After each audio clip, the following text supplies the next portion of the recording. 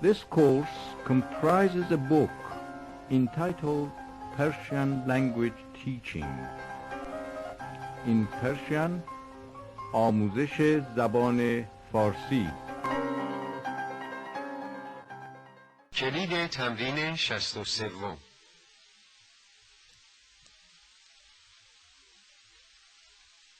1.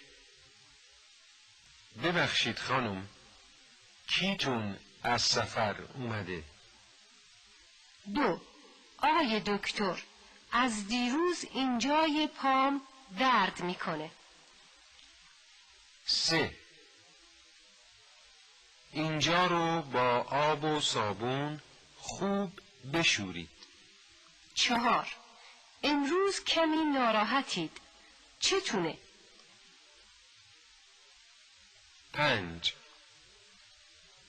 زلزله کجای خونش رو خراب کرده؟ 6. آقای خیاط، اینجای کتم خرابه، درستش بکنین لطفاً. 7.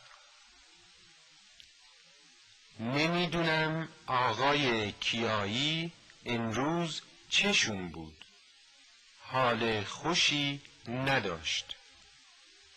8. این قانون در کجای دنیا هست؟ 9. کجای گلوتون زخمه؟